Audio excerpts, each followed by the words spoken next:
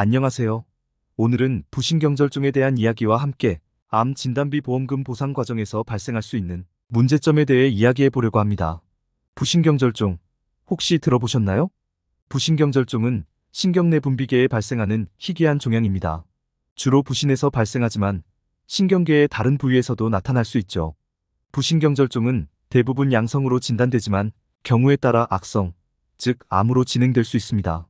그렇다면 암 진단비 보험에 가입한 경우 이 종양으로 보험금을 받을 수 있을까요? 쉽게 생각하면 암이니 당연히 보험금이 나올 것 같지만 실상은 그렇지 않습니다. 오늘은 부신경절종 암 진단비 보험금 청구 과정에서 발생할 수 있는 문제점들에 대해 구체적으로 알아보겠습니다. 첫 번째 문제, 보험사의 해석 문제입니다. 부신경절종은 일반적인 암과는 다릅니다. 신경 내 분비계에 발생하는 특수한 종양이기 때문인데요. 보험사에서는 부신경절종을 암으로 인정할지에 대해 논란이 있을 수 있습니다. 보험약관에 부신경절종에 대한 명확한 규정이 없는 경우가 많습니다. 이럴 경우 보험사에서 이를 암으로 보지 않고 보험금 지급을 거부할 가능성이 높습니다. 부신경절종은 대부분 양성이지만 일부 악성으로 진행될 수 있습니다. 악성으로 진행되면 분명히 암인데도 불구하고 보험사는 이를 암으로 인정하지 않는 경우가 발생할 수 있습니다. 이는 약관 해석의 문제로 예상치 못한 상황에 직면하게 됩니다. 두 번째는 의학적 진단 기준과 보험 약관 간의 불일치입니다. 암 진단비 보험은 보통 암의 진단을 기준으로 보험금을 지급하죠.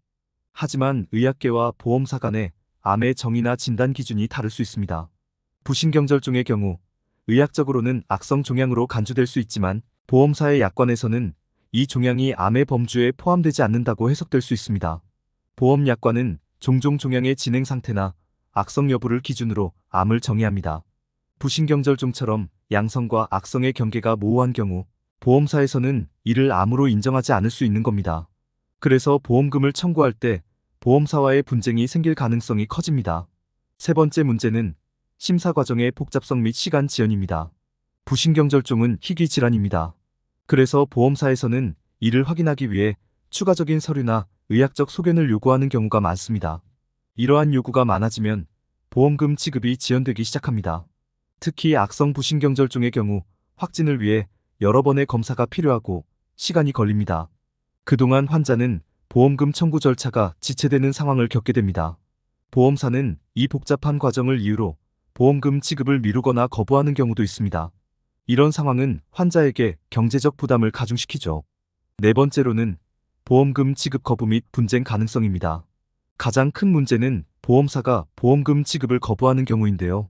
앞서 말씀드린 대로 부신경절종은 희귀 질환이기 때문에 보험사의 약관 해석에 따라 보험금 지급 여부가 결정됩니다. 만약 약관에서 부신경절종을 명확히 암으로 규정하지 않으면 보험사는 지급을 거부할 수 있습니다. 이럴 때 보험 가입자는 법적 분쟁을 선택할 수밖에 없습니다. 하지만 소송은 시간이 많이 걸리고 비용도 많이 듭니다. 무엇보다 환자와 가족에게는 큰 심리적 부담으로 다가올 수밖에 없습니다. 실제로 암 진단비 보험금 청구와 관련된 소송이 계속 증가하고 있습니다. 오늘은 부신경절종 암 진단비 보험금 보상 과정에서 발생할 수 있는 다양한 문제점에 대해 이야기해봤습니다. 가장 큰 문제는 보험사의 약관 해석과 심사 과정에서 발생하는 불명확성인데요. 보험 약관이 모호하거나 보험사의 판단이 명확하지 않으면 환자는 예상치 못한 불이익을 겪을 수 있습니다.